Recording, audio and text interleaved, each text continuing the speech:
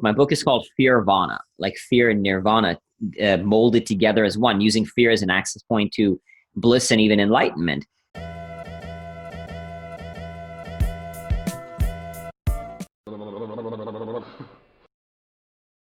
Hello, everybody, and welcome back to the Strategy Show. I'm Simon, your host. This episode is brought to you by Strategy Sprints. At Strategy Sprints, we do only one thing: strategy in sprints. Strategy means improving your monthly revenue and gaining massive market shares. In sprints means doing it with fast execution in very small project cycles so that your teams get motivated because they can celebrate progress every week. And that gives, again, energy for the next sprint. What we're trying to do here in the show is to bring you the best knowledge from the best people who lead their field. Today, I'm really honored to have here Akshay Nanavati. Hi, Akshay. Hey, buddy. Thank you so much for having me. I appreciate you. It's so great to have you here. We can learn so much from you regarding entrepreneurship, regarding turning fear into opportunity. And also, you won't believe this, people. Akshay got endorsed by the Dalai Lama. So the first thing that I want to ask Akshay is, how did you do it that your book, Fearvana, got endorsed by His Holiness? Yes, as you might imagine, it was a tremendous honor to get that endorsement. So the way I made it happen, when I first wrote my book is called Fearvana, like fear and nirvana, molded together as one, using fear as an access point to bliss and even enlightenment. So it's a very spiritual concept. So I thought to myself, who's the most spiritual person I know? Who's the sort of leader in the spiritual world that could add validation to this book? Because I was an unknown author, no brand, no platform, nothing, right? It's just starting from scratch. And so I thought the Dalai Lama, he's the kind of leader of the spiritual world. But as soon as that thought entered my head, I immediately said, no, who am I? There's no way. I could never make that happen. And you know how we do that, right? We defeat a thought, we defeat something before we even attempt to make it happen. And a lot of people have asked how I made this happen. And the one of the things that shocks people is, oh, I didn't even think to ask. I was like, exactly. If you don't ask, you're not going to get what you want, right? So I kind of shut down that thought. But then a little later, I thought, why not try? What's the worst that could happen? I get a no, and I'm exactly where I'm at anyway. So I decided to try. So I reached out to the office website for the office of His Holiness, and that kind of got me nowhere. So I did a lot of research, and I found one name and one email address for a monk in the Dalai Lama's office. I reached out to him. He connected me to like one other person. So now 3 people later, finally we're here. And so I shot a personal video for him, sharing my journey, my struggles, everything I've endured, the pain I've been through in life, and how I got out of it, and what we want to do now with Fearvana, the impact we want to make. All the profits from the book are going to charity, so the causes we support, and the big picture for Fearvana. And so I shot a video for him. I wrote a letter to him, and so this monk said, we got everything. We'll check your stuff and we'll get back to you. So a few weeks later, I don't hear back, right? So now in my mind, I'm thinking they hate me. They do not like my book. Because at this point, I don't have any reviews for the book. It's new. I don't even have it out there. So I thought, there's no way. Like they're ignoring me. So I filled with all that fear, that self-doubt, that lack of self-worth, that lack of confidence. But at this point in my life, and this is why I wrote the book, I've gotten really good at being with the thought, being with the feeling, but not being defined by that feeling, not being defined by that thought. So I can notice a thought and not let that thought shape my actions. So I would notice, okay, I have this thought, but that thought is not real. Let me keep moving forward on my mission anyway. So I followed up. I built a relationship with this monk. I stayed in touch with him, connected with him. And after about 5 months of building relationships, so 5 whole months, just kind of persisting, staying in touch, connecting on a human level more than anything else, that made the biggest difference. This monk wrote me back saying, considering everything you've been through and your genuine desire to serve, I will press your case. And soon after that, I only asked for a 1-line endorsement, but I was really, really honored, really humbled, very blessed that the Dalai Lama wrote the foreword for my book. And, personally, of course, it's a huge blessing, but as you can imagine, marketing wise, it changed the marketing of the book, especially for an unknown author with no audience and no platform, right? It changed everything. It's so powerful, and there is so much to unpack from there. I was thinking about myself, and in so many situations where I just wanted something, but I didn't ask. Nice. And in entrepreneurship, and the people who are listening to us right now, they are entrepreneurs. In entrepreneurship, there is so much beliefs and implicit expectations and implicit assumptions that we have. But what about constructing our reality? What if this is just in our head between this ear and this ear, and we can just find out if the assumption is correct or not? It's the scientific method, really. And Absolutely. and if we validate or invalidate the assumption, and as we said before, we can make a long list and then say, okay, 100 will say no, but I am going to ask. Yeah. Because if you don't ask, the answer is always no. And usually we get trapped in our heads, right? When we don't get the response, we do mind reading, right? We think, oh, they're ignoring me. But you never, like often now I've gotten a lot of media. I've been really blessed with a lot of media for Fearvana, Fast Company Inc., Forbes, entrepreneur.com, stuff like that. So, and when I reach out to media people and podcasts, sometimes I won't hear back for 2 weeks. And at the start of this, I used to think, again, they probably ignored my pitch. They probably, don't want anything to do with me. But almost always, if I follow up, almost always they're just like, oh, I'm sorry. I'm so sorry. I was really busy, but yeah, I would love to have you on the show. And it's just, we get caught up in our own head about what they might be thinking, but we don't know what they're thinking. But for many of us, that thought feels like a reality. And we have to recognize it's just a thought. It's just a feeling, but we're not our thoughts. We're not our feelings. We are the thinker of our thoughts and the feeler of our feelings. There's a space, right? And we have to recognize that space and choose to move forward on our mission, regardless of the thoughts and the feelings. Totally. Also, when I was reaching out for you, I had the same feeling that he will never answer. He's so busy. And this process of really seeing this as one mental construct that Absolutely. can be re-engineered, that can be reshaped. That's what I found fascinating about your work, where you are pioneering and having tons of impact worldwide. And this is something that I also experienced in my little journey as an entrepreneur, where at the beginning I didn't have just the courage to ask because I didn't want to hear a no. Yeah. Then over time, now I reframe and I say, okay, just send. Meanwhile, I have 4 people doing that for me and reaching out and having this sheet, but it's a spreadsheet.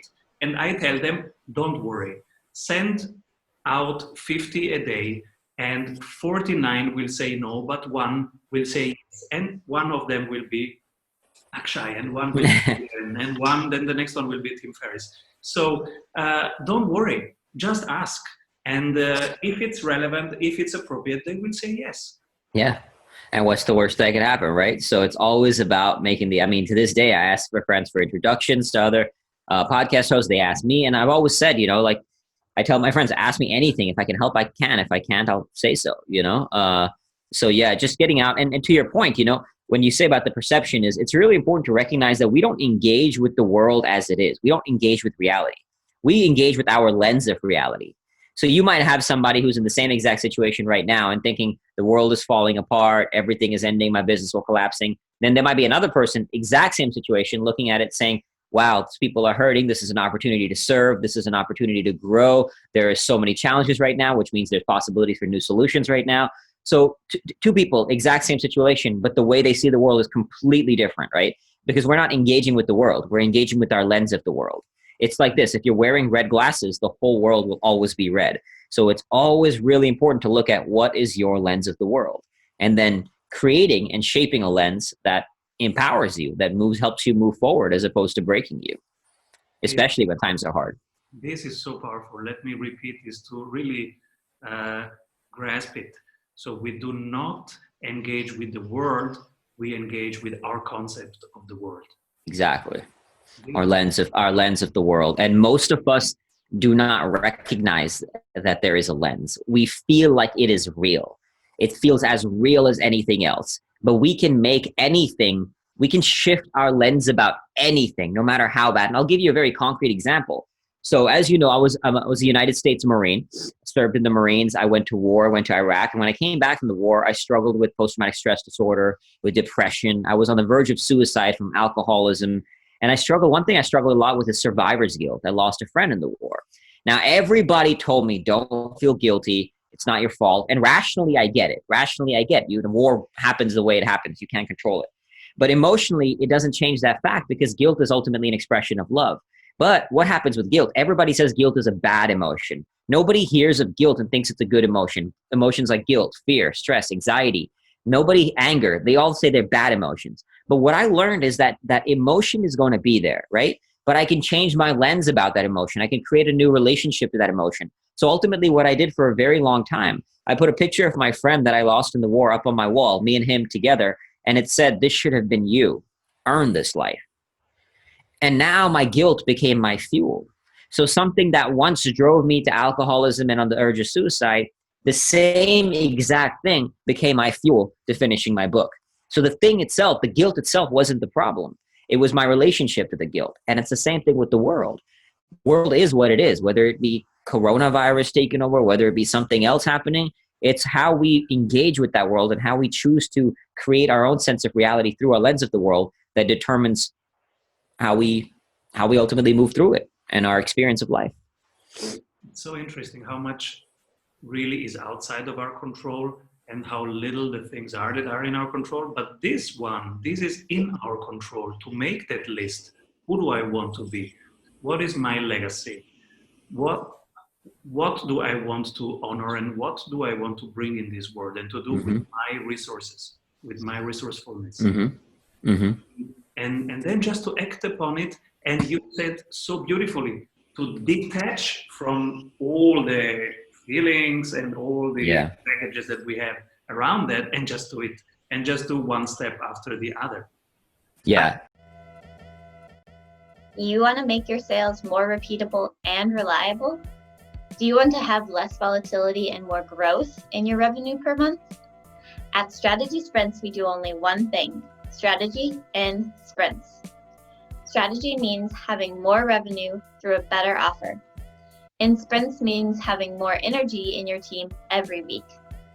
Check out if your ROI is as high as it is for most service-based and online businesses and startups we work with, which is over 100%. You can see it in just 15 minutes by going to strategysprints.com/sales and completing our online exercise to know what your ROI would be with our accelerator program. We are ready to sprint. Are you? I was such a bad soccer player. When I was a young man in Italy, we would play soccer, of course. Everybody would. Yeah. And I was technically quite okay, and I was engaged every day. I was playing 4 hours. There was one moment though. I was thin, like I am now, and there was one moment though when I would work myself to the front to just for the goal moment, and then and now you have this 1.5 seconds, 2 seconds to the impact zone. Now you have to realize the goal. In that moment, I would be afraid. I would be so scared that I wouldn't realize the goal, even if I was technically capable. But I was thinking, oh no, now this defense player will cut through my legs. This is the moment I have to give away the ball to somebody who is stronger, and I would pass to somebody, and then they would realize or not. But my coach would say, can you stop? Be in your fear. Can you overcome this fear? And he was completely right. But at that time, I couldn't. I didn't know how to do it. And so I stopped playing because I wasn't that good. I don't know, it was 20 years later, 25 years later, where I said to myself, do you really want to have this picture of yourself that you are weak, that you are bad? Or do you want to become strong? Do you want to overcome that? And then I started running. And then when I did my first triathlon, and it was a very small triathlon, a sprint triathlon, but identity changed. Myself changed. I said, now I am a triathlete. I can do this. Love it. And then gradually I went from sprint to the next distance, to the Olympics, etc.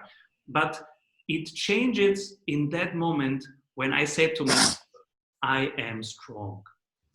And since there, I'm saying it every day in the morning to myself. Yeah. Of other affirmations. So how do you work the process of this mental game? What is your experience?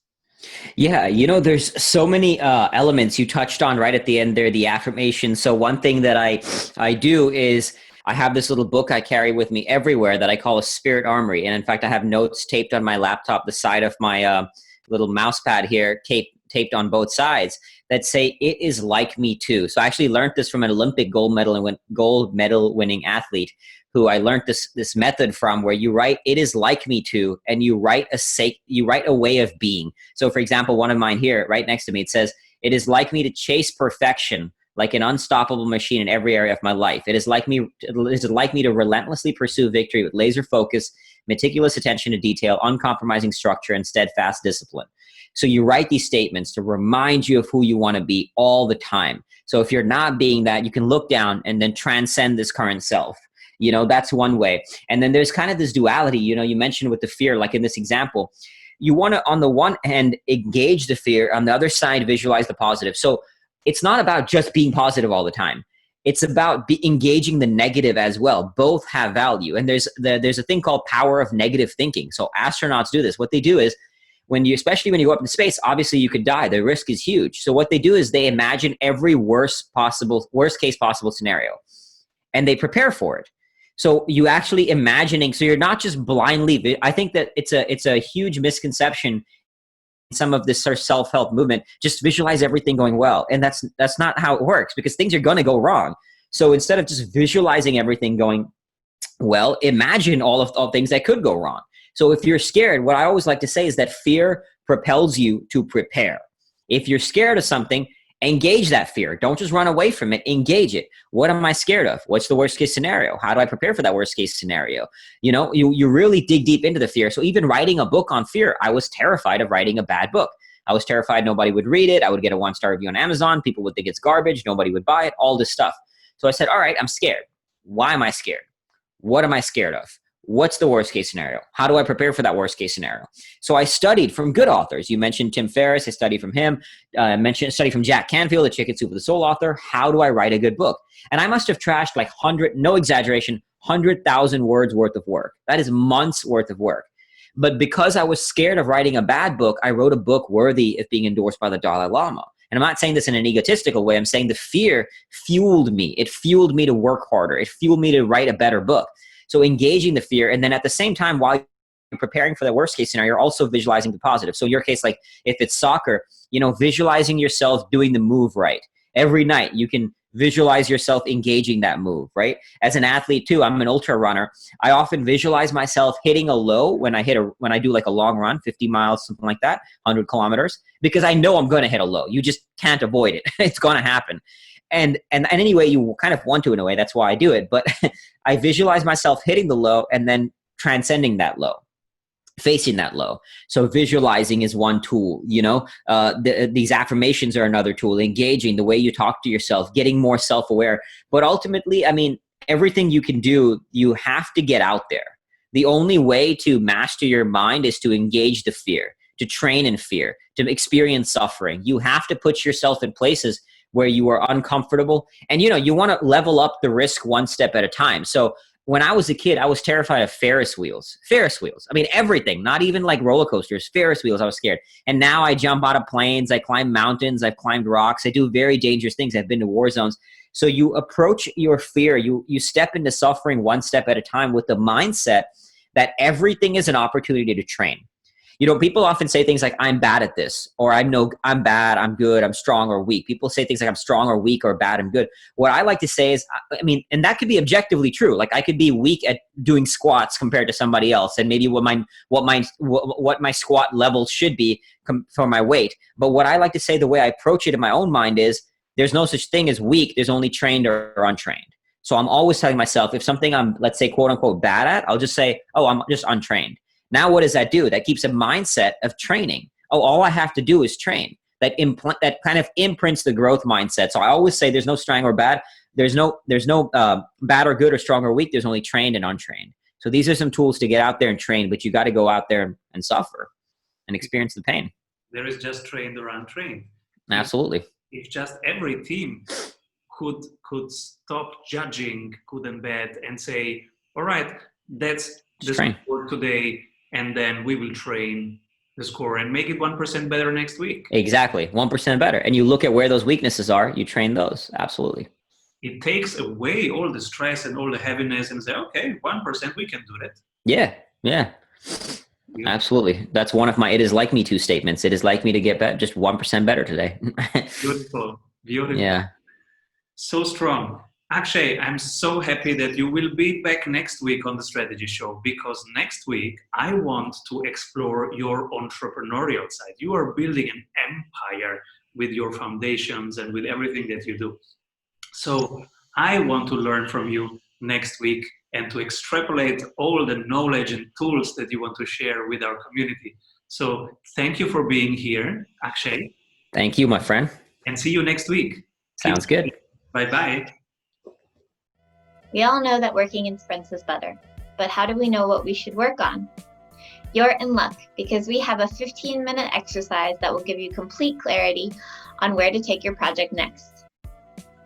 Go to strategysprints.com/sales to complete our short exercise and meet one-on-one with an expert sprint coach to identify your #1 bottleneck.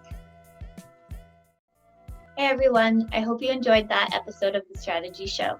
Make sure to like this video below and subscribe so that you can stay up to date with every episode of the Strategy Show. Get daily CEO tips from CEOs for CEOs.